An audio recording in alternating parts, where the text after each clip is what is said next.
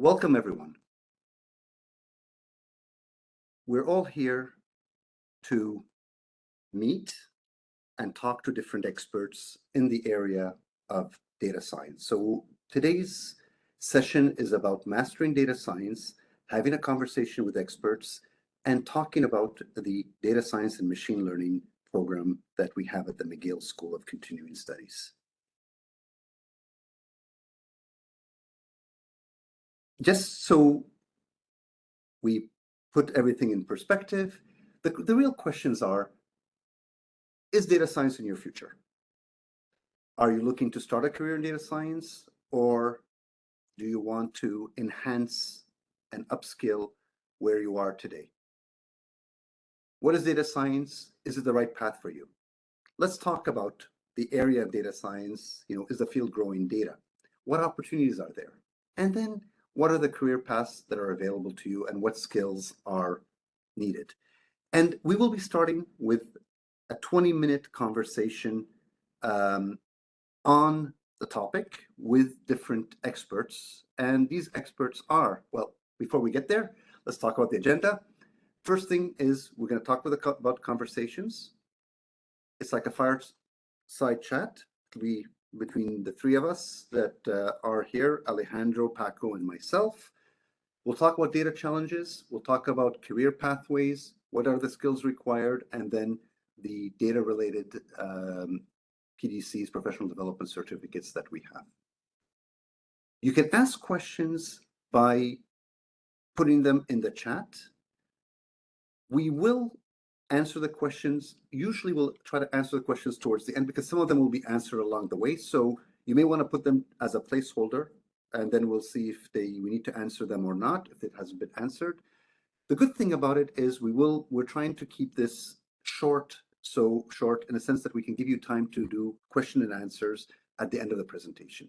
And this session is being recorded. As such, you will be able to go back and look at the slides, the conversation, and if you have any further questions, you can ask us. With us, we have actually John Noel from admissions who can answer any questions that are logistics and admissions related. So let's start with the fireside chat.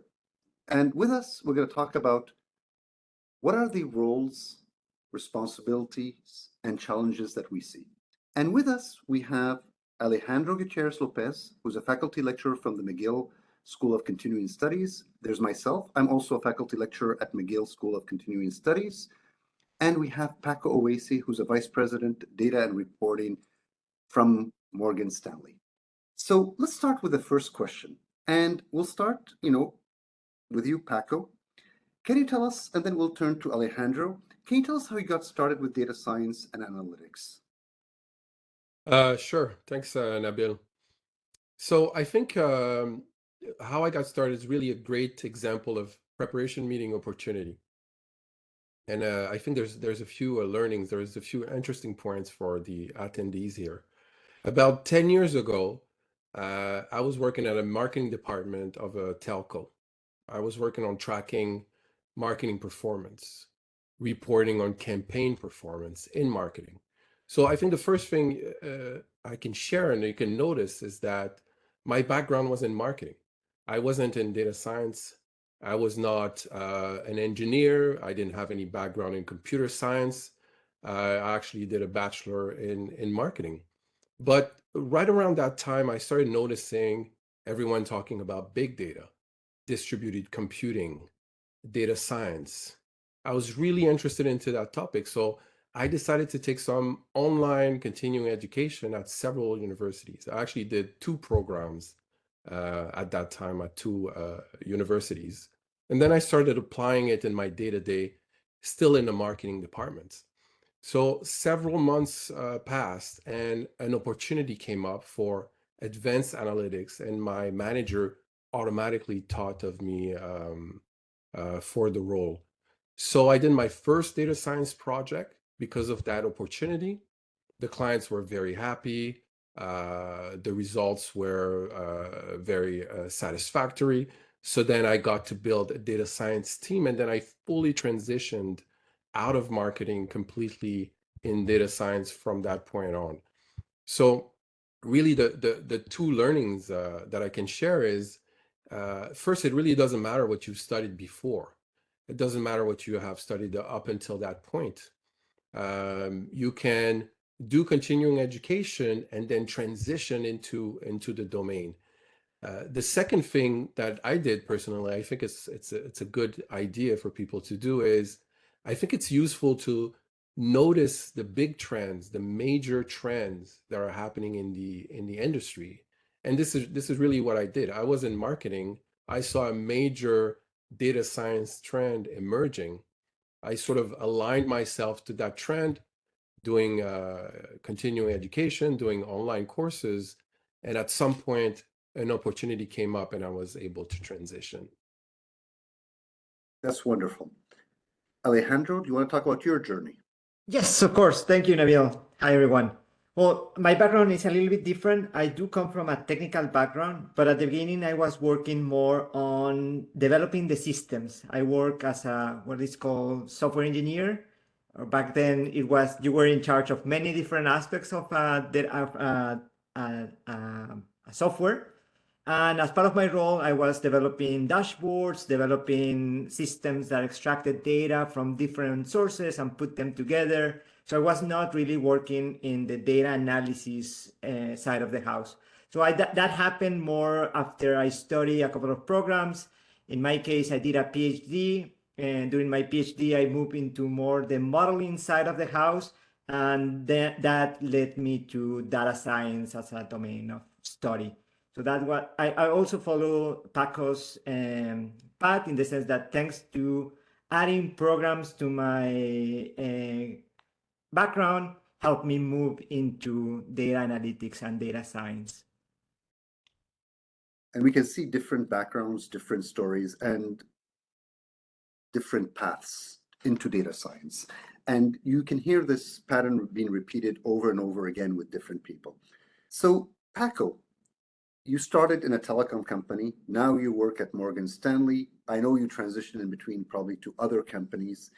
And what can you talk about these transitions and the trends that happened at that point, or what was happening in the marketplace at that point?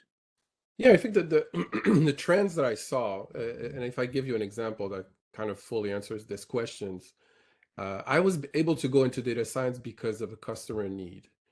I was working at a big telco selling cloud-based software to other companies. And how I want to illustrate those trends is that those customers, they had access to very detailed reporting. They had all the pre-made reports that they could want or they could think of. They had access to reporting in Power BI and Strategy Companion. They had a BI team. So they had all the reporting in BI they could want. They also had access to all the raw data. But this simply wasn't enough. So this is what we saw in the big trend. At some point, there was a realization from a lot of companies that traditional reporting was just not enough. It's necessary to have it. Everyone needs to know the total number of customers and so on, but it's a sort of a hygiene factor. It's not sufficient at all to make business decisions. The second trend is that pretty much all companies at this point have come to the realization that they're sitting on a massive amount of data. Everyone now realizes that, and that this data is mostly unused. It's an asset where we can extract and create a lot of values. So companies realize that the most compelling opportunities for creating values are way below the traditional reporting, way deeper than the traditional reporting. The third trend is also the realizations that with the new techniques and also with the help of machine learning, there's a huge opportunity to automate processes and really create even more value, create even more growth by leveraging all this existing data, leveraging modern data science techniques to automate decision making, automate human tasks. And this allows companies to really create a lot of value, create a lot of profit, and grow tremendously. So it's really the two trends that I saw. That reporting is really not enough. We need to dig a lot deeper into the data, and we have a lot of it. And also now it's possible to automate a lot of processes, a lot of business processes that we didn't think were automatable before. And what about the transitions from one role to another that you went through? Mm-hmm. So the transitions, like I said, I started as sort of a solo data scientist to do a first project. When that goes well, hopefully you get an opportunity to start hiring people to help you. So then I transition into a team lead role. I did that for a little while, but it depends on the personal interest. Some people may not be interested in transitioning into leadership. They may want to stay into a solo contributor kind of role. So just transitioning into management is an important transition. Usually the first role where you do that, you kind of make or break. You kind of realize whether you like it or not to be in charge and to be in a leadership position. But once you pass that first role, at least for me, once I passed that first role, then I got recruited into another company that where I got to build an even bigger team. Wonderful. So why don't we ask, I'm going to ask you, Alejandro, about you've led teams and you've done data science and machine learning. What are the challenges you face? That's a good question. I think the fundamental building block is having technical expertise. So as long as the team has the technical expertise in place, or they have time to develop it, you will be fine from that point of view. The main problem that I see are more on the human side of the team and the human side of the implementation of the system, communicating well expectations regarding these technologies. Sometimes managers or directors have an idea of what these systems can perform, and those expectations might be out of scope. You might not be able to, with the data that the company has, or with the kind of technique that you can explore with the time allocated for the project, you might not be able to deliver the expectations that the executives have. So definitely managing those human aspects are particularly important. That means defining well the project. That means communicating well the limitations of the analysis. That means also making sure that the members of the team are communicating well, because I have seen problems where someone starts working on, let's say, a particular data set, and then someone else makes a modification, and that modification is not communicated across the team, and then sadly you end up using an old version of the data set that yields a wrong impression or the wrong results. So coordinating those human elements and those human aspects, I would say, are the main challenge that I do face in every single project related to data analytics, and I would say even software in general.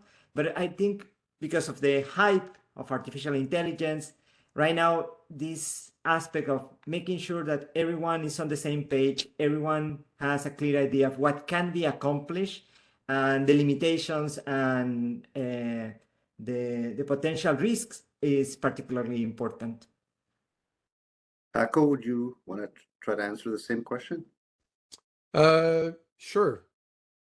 So when it comes to challenges, I think one thing to mention about data science is that since I started, the easy stuff is not for data science, right? I think it's important for everyone to realize that in organizations, data science is costly. The data science team, at least in my experience where I've been, the data science team, the data scientists, they're paid more, sometimes much more than other departments. This is a costly function. So the easy stuff doesn't go to data science. If it's straightforward, if it's simple, it's going to go to traditional BI where you can recruit a lot more easily. You're not going to have compensations as high. You're not going to have the same level of specializations. So the projects that end up in data science are the complex projects. So there's plenty of challenges. There are three from a leadership standpoint that really I noticed, but from a leadership standpoint, the first one is recruiting. It's more difficult to recruit in data science. You have to look beyond the traditional titles. If you're recruiting in traditional BI and you're recruiting an ETL specialist, a SQL specialist, he's going to have that title in his previous job, or she's going to have that title in a previous job. You can go by the title. In data science, you have to look beyond the title, look at more the skills they have, the skills they've acquired through continuous learning, their personal interests, and really look beyond that. So it's hard to recruit, and there's less people to recruit, and they're in high demand. The second challenge is stakeholders. The domain is complex, so it's very difficult to recruit people who have both the deep understanding of the technical aspect of things, as well as being able to interface with business stakeholders. And that's a much bigger challenge than we can imagine. And the third one that I would want to mention is keeping up with the technology. A lot of the technology we use today didn't exist 3 months ago. So it's constantly changing. You have to really stay up to date with what's changing. It's really not valuable for someone in data science to have a degree that they've done 10 years ago, right? If they haven't done since 10 years ago, they're kind of missing everything we're using today. It's really important to have that fresh, up-to-date knowledge in data science because it is constantly changing. So keeping up with those changes is difficult. It requires a lot of energy. Wonderful. So to build on what you said, going back historically, and you went through the hiring process, what are the roles that you hire for? And it's interesting because many of the attendees would like to know what possible roles are there, and then how do we get there, or how do they get there? So the roles that I've personally recruited for, I'll give you the categories. First, I recruited for data scientists. So the data scientist is the person that is able to train the model, essentially. I'm really oversimplifying, but data scientist is one thing I've recruited a lot. So they build a model, in other words. They're aware of all the algorithms, they're aware of the coding, they do their data preparation, they conceptualize, they build a model. So usually this is where the team starts. At least for me, the teams that I built, it really started from that usually. But then when it started growing, I also recruited machine learning engineers. So the machine learning engineers are actually the ones who sort of containerize the models and then deploy those machine learning models and systems that can make predictions on the data. So they go from the built model to the production system. So the skill set is a little bit different. The third role I recruited for in this domain is the cloud engineer. A lot of this stuff that we're talking about happens in the cloud, right? This is rarely something that's being done on premise. So you need people to manage and optimize the cloud infrastructure. And once you grow, you start hiring these people. There's a few more, but I'll just give you two. Data engineers. I also hired a lot of data engineers because to do data science, you need a lot of data, and it's not data that is readily available, easy to handle. Usually it's very large data, unstructured, semi-structured, coming from a variety of places. So you really need people to maintain these architecture to ingest this data, acquire this data, prepare and transform this data, and make it available for the data scientists. And then the last one I recruited for was for ML ops. So all of the DevOps of all this, right? You have data changing, you have models changing. So you need people to streamline the software development, streamline the operations, automate the DevOps processes so that this can run smoothly and things can stay up to date. I also recruited QA specialists, people that have a great attention to detail. It's almost like forensic investigation because it's a harder type of QA. There are some people who really like that domain, and also plain data analysts who interface with customers, are more on the visualization side, the Tableau side, presentation side of things. So these are the roles I've hired for. I can't think of many other roles that people can hire for. You've hired the spectrum of data science related type roles that we can think of. But very interesting. We will touch on that a bit later on when it comes to roles and what's out there in future roles. Alejandro, you worked a lot with both the learners and industry, and you have seen the transition between being a learner or being someone who's learning into the industry. What can you tell the audience when it comes to being ready, when it comes to certifications, tools, projects, anything you can think of? We turn it to you. Thanks, Nabil. Well, I would say that right now it's more of a competitive market than a previous years back. So maybe since COVID, we started to see a decrease in the number of positions. There's still a lot of positions, and actually, if you have the right credentials, the right experience, you will get very high paying jobs. But it's not like it was 10 years ago that it was a different kind of environment. So right now I would say companies are looking for more skills, more requirements. You need to have the right set of tools before you start the work versus maybe a few years back, as long as you had some sort of experience with data science, you will be getting a position. So right now, I would say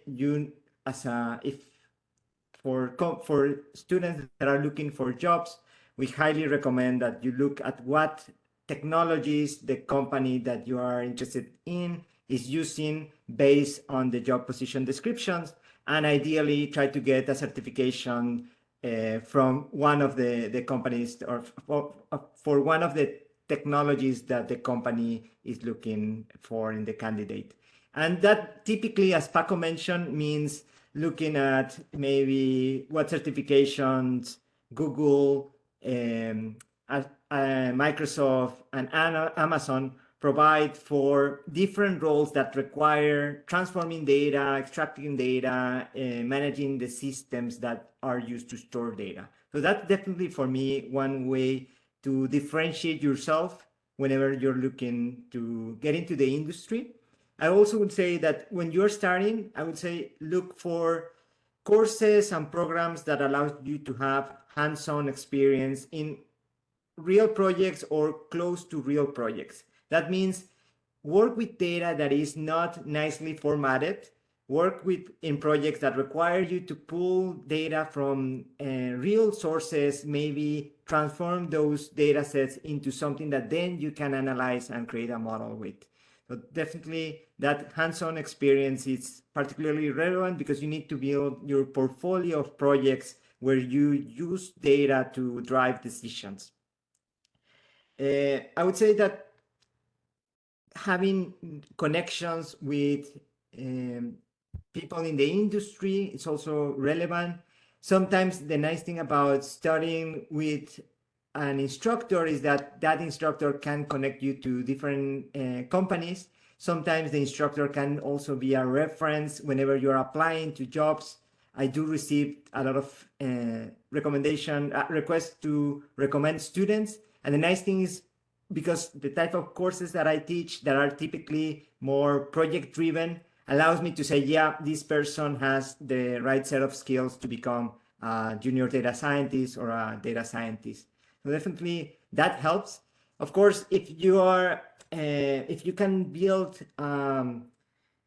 based on your story, based on your background, build expertise in that particular connecting your background with data science is also very relevant. For example, students that come from a biology background, chemistry background, when they are able to integrate data science into what they already did, it's a big advantage and also helps land jobs more easily and allows them to keep building on what their previous experience. They're not doing a 180-degree change. It's just building on their previous expertise and experience. So that's also helpful whenever you need to present yourself to companies. You have a story why you could be a good data scientist for that kind of company. That's great. So the last question will go to Paco, and this is really about how about staff and integration part? What are the essential skills you're looking for when you're hiring for junior or new roles inside your company? Yeah. and your team? Yeah, that's a great question. I've did a lot of hiring. I've did a lot of hiring and a lot of interviewing and going through resumes. The things that I really look for, if you think of the nature of this field, most of the algorithms, most of the technology that we use today, it didn't exist a few months ago. It didn't exist a few years ago, and there's new ones constantly emerging. So one of the most important things for me is to see that the person has a track record of continuous development. If I see a resume where there's a university degree X number of years ago and then that's it, that to me is automatically eliminated. It doesn't make any sense for someone to be in this industry and they haven't done anything to kind of keep up with their knowledge. That's a red flag for me. So that's really what I'm looking for. I'm looking for someone who has a clear passion, a clear interest in the field, the topic, regardless of what they studied before. I've hired people who studied in biology or politics, and they were excellent in data science. So first having that clear interest, and then having that clear path of continuous development. They've kept developing themselves. They did some online courses here and there on various technologies, and they kept learning. They kept themselves up to date. Not only does it show they're up to date, but it also shows that they really have a personal interest in it. Because it's one thing to do a degree and to study things that you kind of have to, you're forced to study it. It's another thing to go on your own and take a course in the evening. That really shows that you really have an interest, you're really serious about it, and you keep learning in that field. The third thing, as Alejandro was mentioning, is the hands-on experience. It's one thing to do the course, but you have to have applied it in some way, even if it's on personal projects, or some people that have their own GitHub where they showcase a little bit of their portfolio, or they took a program where they got to do some practice that they can show. So it's those three things I look for: the clear passion for the topic, the continuous development, and the hands-on experience, even if it's pet projects that they did themselves on their own. These are actually fantastic because you really need to love something and have interest in it to do a project on your own outside of work. So that says a lot about a candidate, I think. Well, thank you so much, Paco and Alejandro, for enlightening us. It's quite the challenge, given that the industry is moving very quickly, the technology is moving very quickly, and learning becomes a continuous operation for those involved. So let's go through a couple of slides and explain to people a little bit more about, the background, some history, or not history, where the future is, and a bit about the programs, and then we'll take some question and answers. So I just want to say there's a lot of data going out there. Let's forget about the exact number. There's a lot out there. And as Paco said, companies have a lot of data that they are not using. or they're trying to use. There are areas of bias, and there's a lot of cleaning that needs to happen to this data. Just to give you an idea, and this is something you can find on the internet, but every minute we have 231 million emails sent. We have so many apps that are being downloaded, so many videos that are being watched, so many searches happening. And despite that, what is interesting, when you talk to the people that are doing generative technologies today, they will tell you we're still content hungry. We need more video, we need more audio, we need more text that we can train our models on. So there's a lot of challenges that come into this. And the most important one of these is how do we turn that data into useful insights? Alejandro, do you want to take this slide? Yes, of course. Well, basically, we are transforming raw data into data-driven decision-making. So we take data from multiple sources, create models with the data, explore the data to identify patterns. We see the data from different perspectives and using different techniques. Sometimes the techniques come from more the statistical part of the house, the statistical analysis. Sometimes it's more based on models that are based on programming algorithms that allows you to derive a way to estimate, a way to predict. But at the end of the day, it's basically taking data, converting it, creating models, and using those models to make predictions. And in that process, there are different elements that we need to make sure, like the quality of the data, are we compliance with law and regulations, ethics, all that is connected to what data analytics is all about. And the list of techniques that are covered as part of data analytics is vast. You have techniques that are very sophisticated from a mathematical point of view. Some of their techniques are more sophisticated from a programming and computing resources point of view. Some others are more on how we conceptualize the problem, how we want to create a model that represents a complex system, for example. Well, all that is part of data analytics is all about. And at the end of the day, we also need to communicate those results. So we need to show them in a way that makes sense for the stakeholders that are making the decisions. We need to create dashboards, reports, etc., as a way to finish all the good work we perform. And this is a slide that we found very interesting, which is what are the areas or roles or big roles that are there. And what's interesting about this is the build, interpret, automate, analyze, and act. There's a cycle that's there and different roles at different places.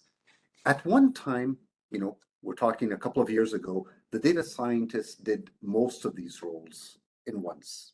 Now, there has been one of the evolutions that has happened over time. There's been more of a specialization in roles and responsibilities where you would have a data engineer who's focused on bringing the data from one system to another, working on the cloud, preparing the databases, making sure everything is there and ready to be used. You have the data scientist who's doing the interpretation and building of the models, the machine learning engineer who's automating and looking at the data, tackling it.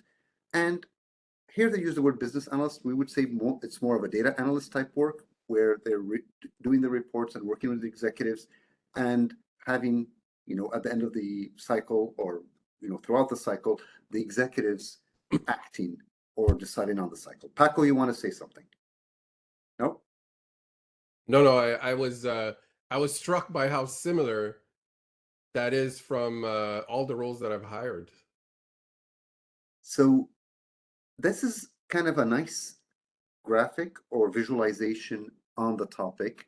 And when we look at the big areas in data science, we see the following three: data analysts, data scientists, and data engineers. Now, where does machine learning fit into this? This fits under data scientist or as a separate area. Some of the areas, especially in the area of data science, you hear the word AI. It also fits there. There's a lot of overlap in the areas, and in some areas, and for some companies, you have very specialized people that even focus on specific areas of machine learning. So, Alejandro, I'll turn this to you. Well, as Paco mentioned, the role of the data scientist typically is all related to producing models. And these models are based on data.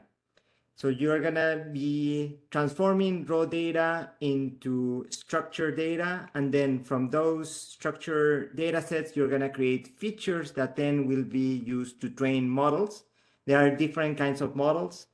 There are some simple models. There are some very sophisticated models that require a lot of tuning, managing parameters, etc. And at the end of the day, those models are used to make predictions. And typically, you can make predictions about classes, numerical values, and from that point, then you start opening the scope of the role of the data scientist and using same kinds of principles, but with other kinds of data sets. You then start analyzing images, you can start analyzing text, you can start analyzing audio, always with the same purpose, creating a model that then will be used to make a prediction. That is the main role of the data scientist. Data science is all about predictions. That's, if you want to summarize what it's all about, it's about doing predictions. And Alejandro, please continue.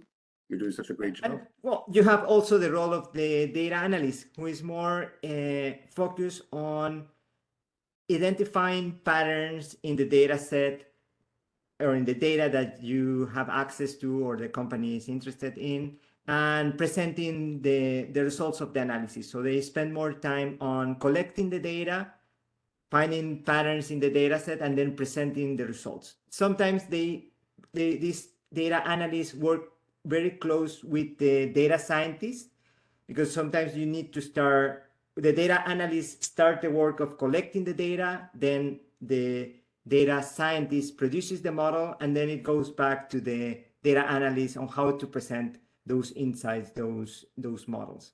So it's a combination of roles here. The data analyst is typically more of a junior role for someone that is starting their career. Then typically after some years of experience, you start to move into the modeling part, which means you start to become more, and they start taking more of data science roles. But again, they are both of them closely related, and depending on the organization, the definitions might change a little bit, but at the core, one is about producing models with sophisticated techniques. The other one is about analyzing patterns in the data and presenting the results. And sometimes also taking care of extracting the data from different sources and pulling them together. We're seeing a shift in the marketplace where, you know, when you go to different conferences, you go to talk to different people in the industry, you're seeing roles that are appearing that were not there before, or you're hearing about them for the first time, like AI ethics officer. All of you are hearing about all the challenges with bias, with, you know, how models are built, on what data they're built on. How do we make them less biased? How do we manage, or how do we understand? How do we do better data sets? So now there's this AI ethics officer or roles that are coming into play. A data translator. This is someone that works between someone who's very technical, like a data scientist, and the client.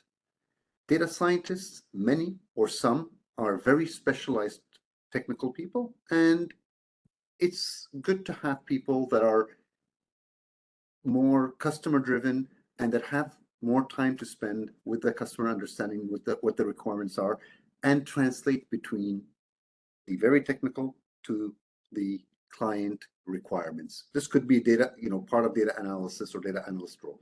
Data privacy.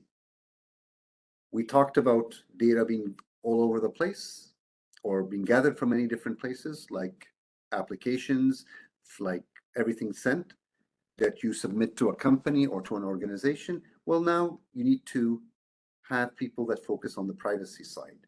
You need people to focus on the administration side of databases. We have machine learning scientists, we have machine learning engineers. In Canada, we would not use the word, well, we do use the word machine learning engineer, but it's more of a machine learning specialist type position. And the scientists, yes, those are people probably that will have a PhD in a particular area of machine learning. So these are some of the roles that DataCamp did highlight in one of their reports, which you can find. If you allow me to add Yes. something, Nabil, to the conversation, something that I think is worth highlighting is how these technical roles now require to also understand the business aspects of the projects that they are involved in, considering the ethics aspects of the models that they are developing, making sure that the privacy aspects are considered as part of these projects. I think it's really interesting because these roles are relatively new compared to previous years. Similar reports were more interested on just the technical aspects. So that was the main focus. Now it's not just only the technical aspects, but also the business implications and the business considerations that are particularly important for these kinds of roles. Yes. So we're getting more hybrid roles, and this is why expertise in the area is very helpful.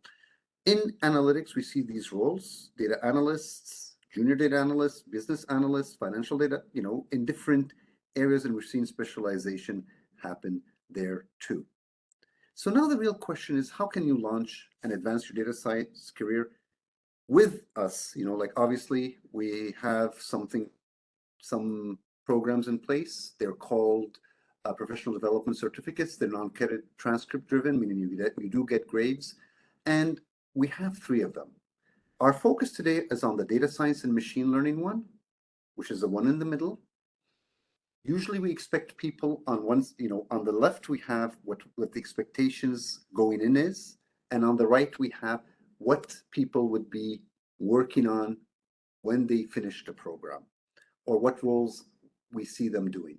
So on one hand, on the left-hand side, we have, you should be technical, Bachelor of Science, Bachelor of Engineering, MIS, and you would be working as a junior data scientist, and we emphasize the word junior because there's still a lot to be learned, junior machine learning specialist or a data analyst. If you're more on the management side or on the administration side, then we have the data analytics for business, where you would be working as a data analyst or project manager in AI analytics. And then there's a third program, which is the Applied Artificial Intelligence program. But here you have to already know data science and be very comfortable with it before you do it. I just wanted to highlight that because we do get questions about, well, I want to do AI and I want to do your Applied Artificial Intelligence program. Well, to do it, your entry point is the data science program. You do it, you build your basics, the basic skills required, your foundation, then you can move into applied artificial intelligence.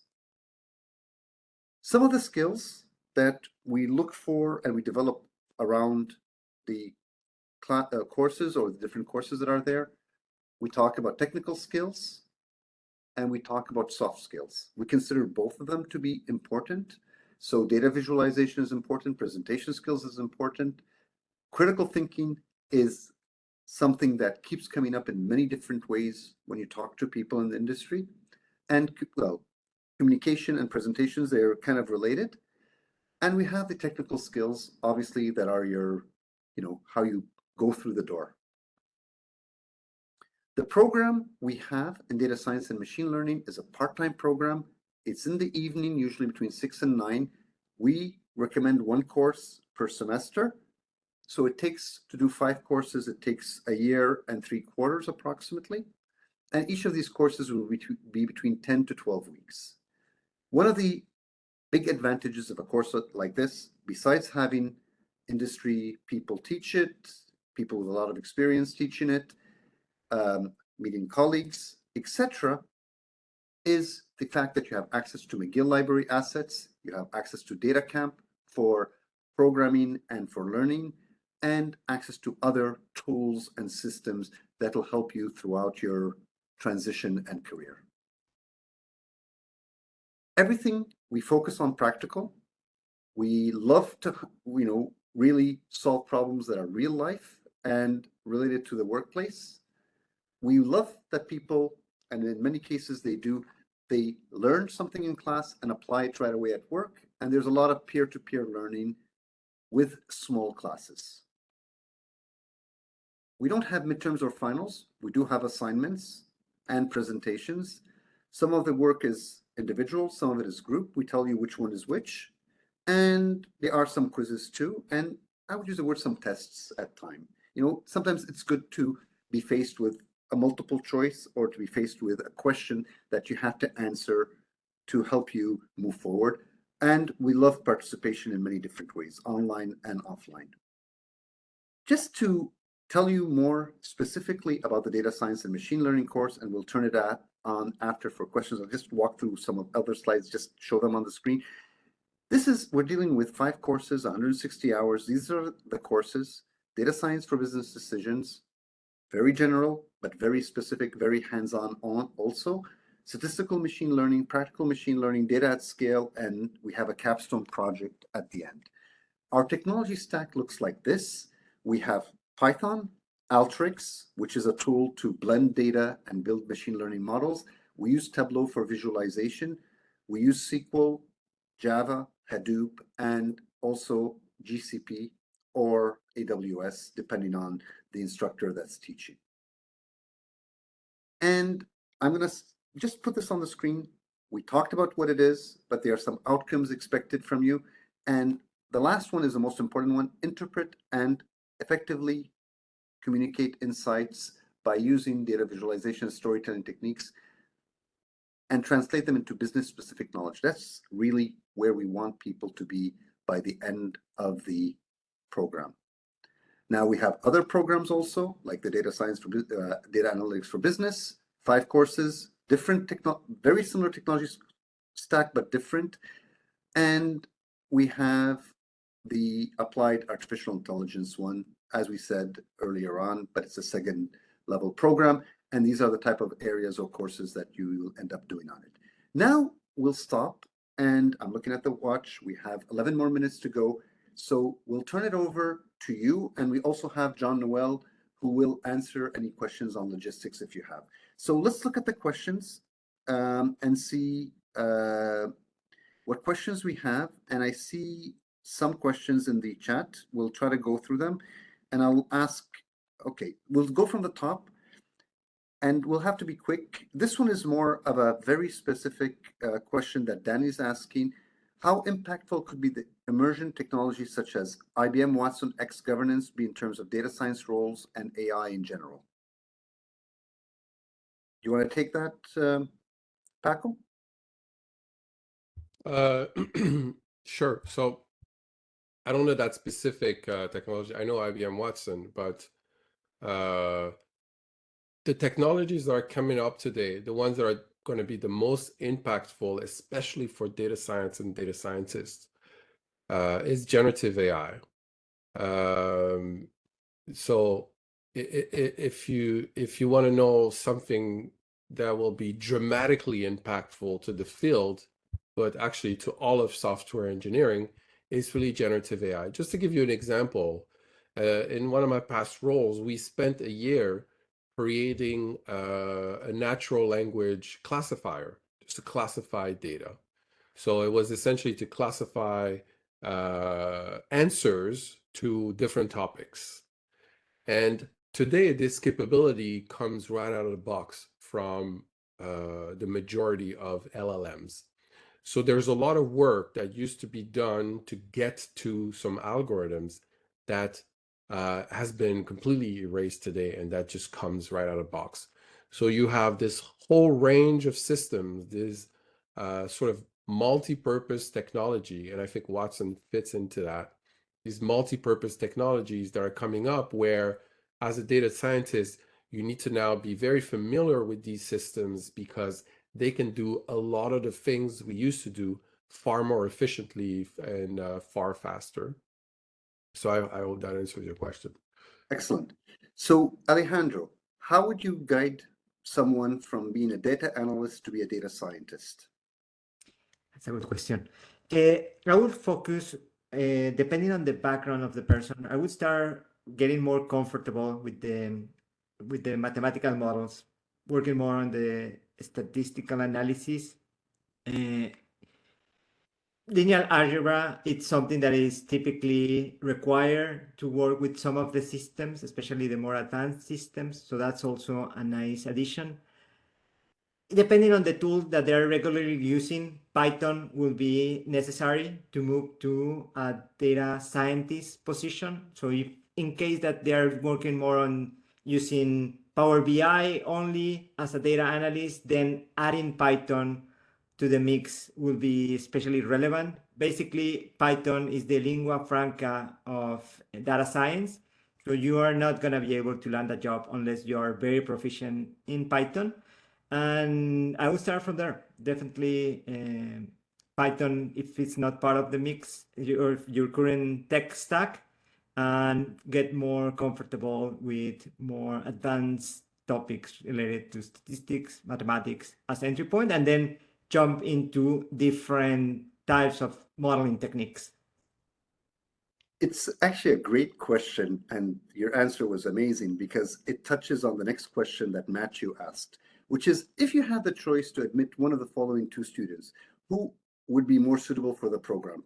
Person A, who has no Python skills but very comfortable with linear algebra, or person B, who has Python skills but is not comfortable with linear algebra? So I'll throw this to you, Alejandro, but I'll probably, depending on what I might say something. Yeah, you might have some opinions.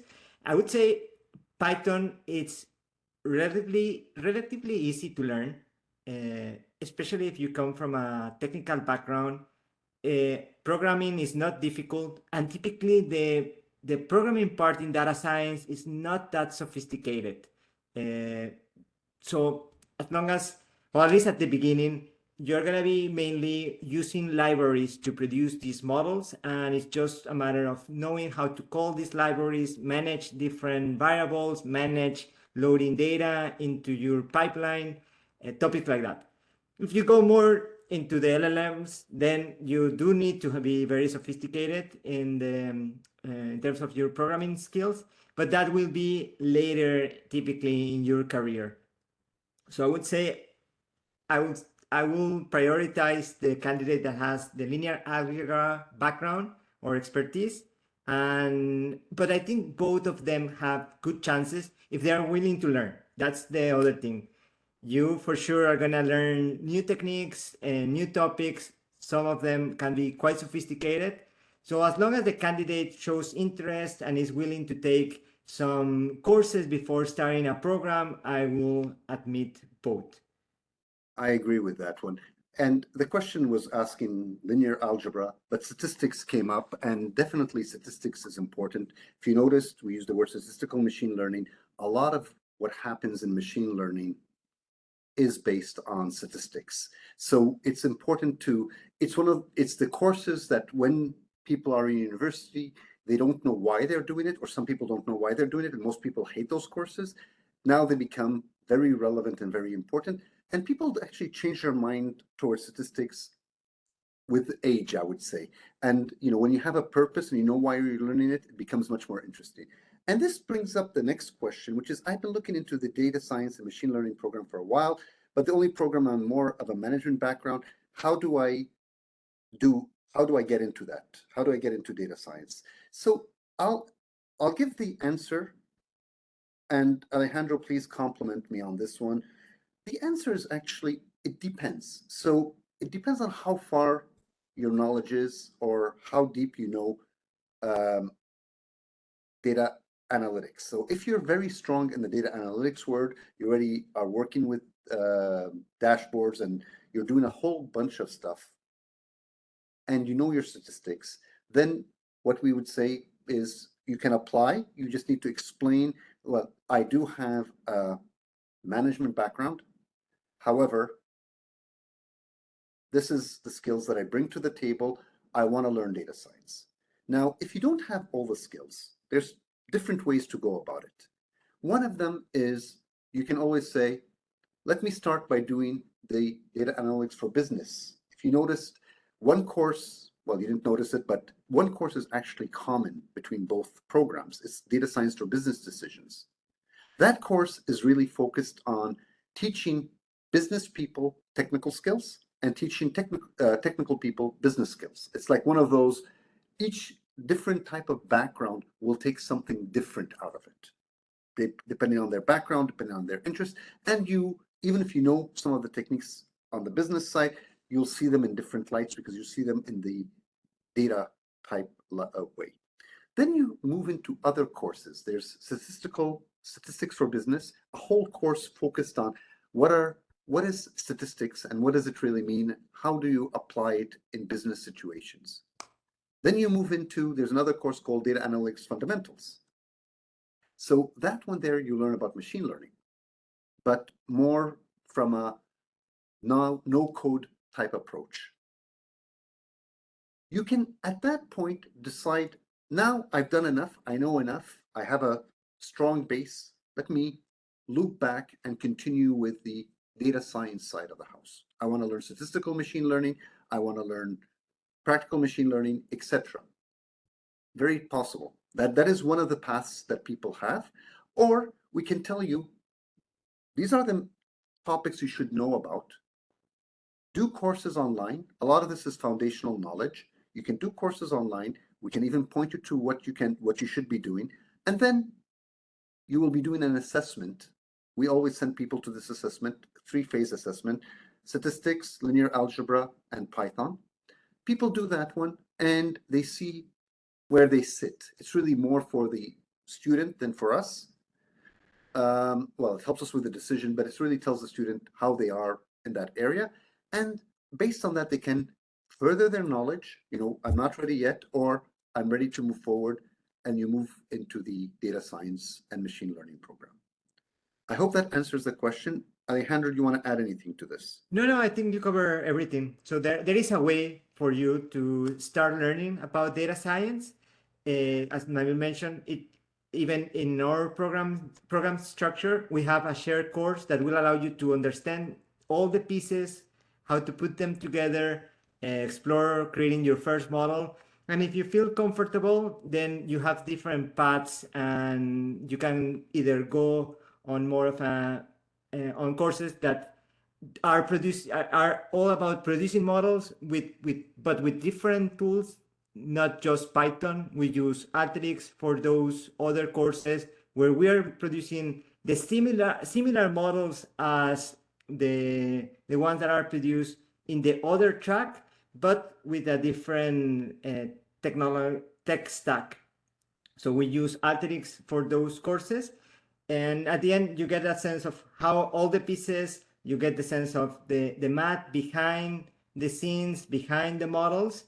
But it's an easier way if you don't have Python knowledge or you are not interested in going down that rabbit hole, which is very rewarding, but can be challenging for someone that is already working in the industry, managing a team.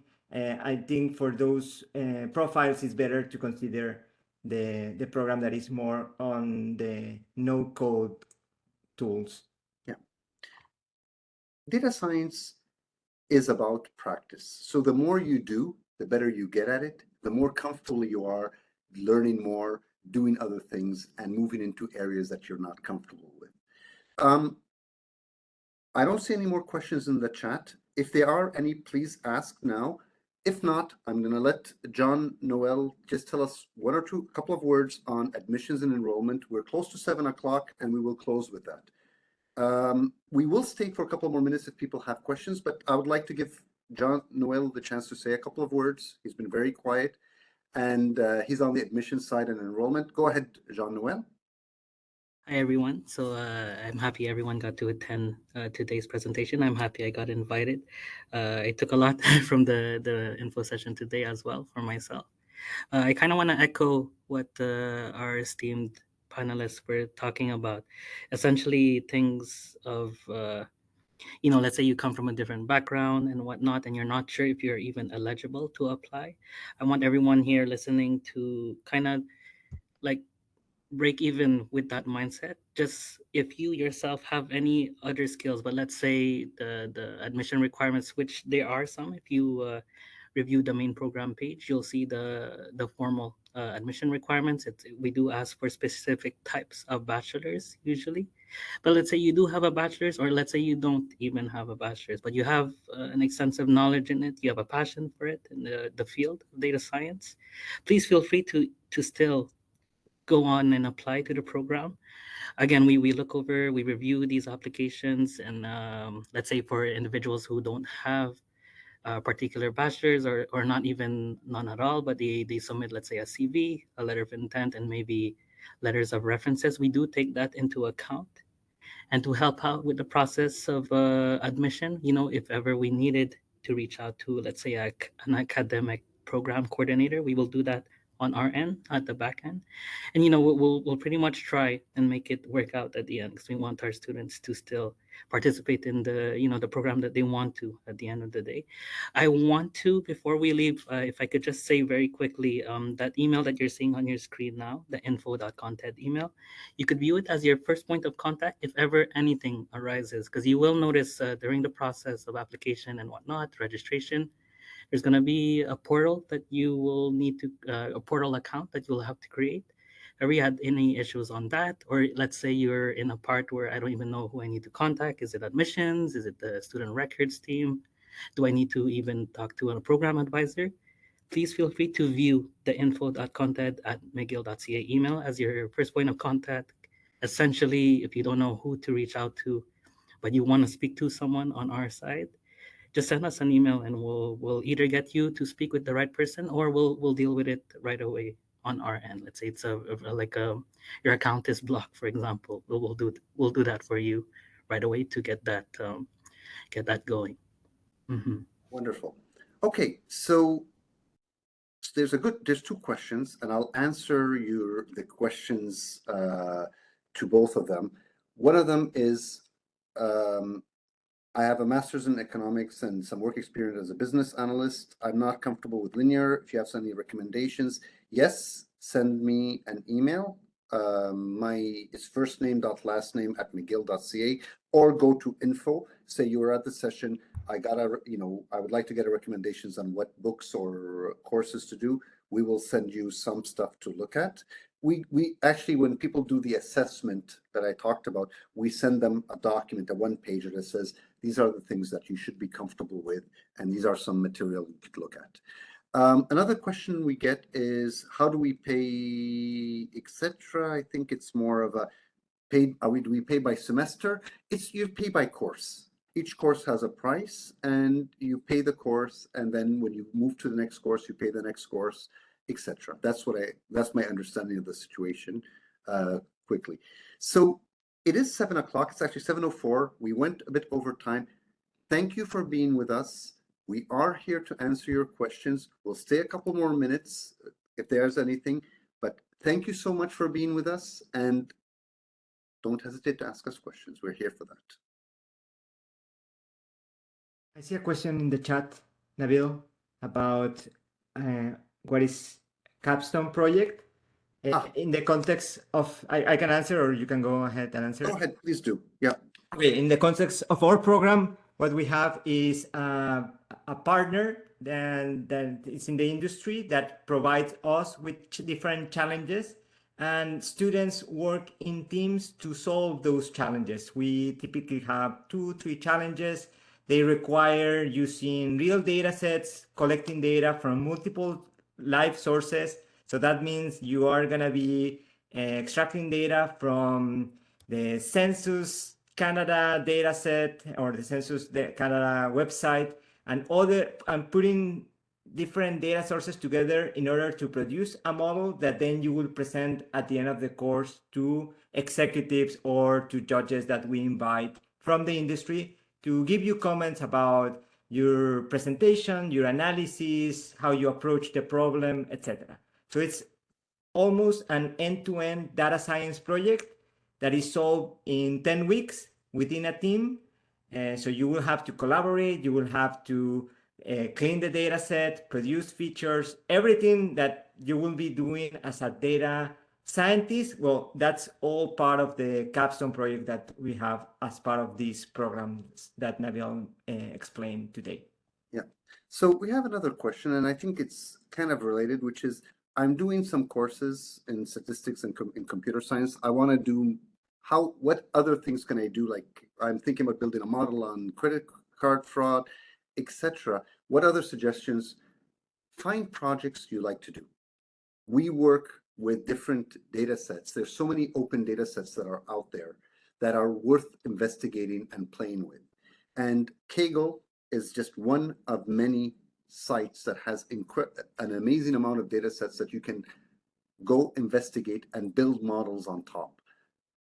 So if you want specific recommendations, just reach out to us. We're here we'll give you some, but there's so much, and it becomes a question of what's your interest. I love to deal with, I deal a lot with refugee type questions, so I'm very familiar with data related to refugees and displacement and internally displaced people. That's an area of expertise that I have. Each of us builds up an area that they like based on where they sit. So again, thank you so much for the questions. We love them, and we're here to ask you, we're here to ask from you to ask us questions, really. We're here. We love your questions. There's no difficult questions that for us, we'll answer the best way we can. If we don't know the answer, we'll go to other people that do know it. See you soon, and take care. Thank you, Alejandro. Thank you, Paco. We learned so much from you. Thank you, John Noel. Appreciate you being with us. Thanks, everyone.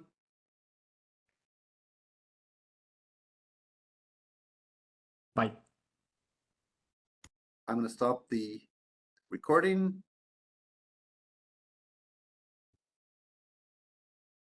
Thank you, everyone. Thanks, Paco.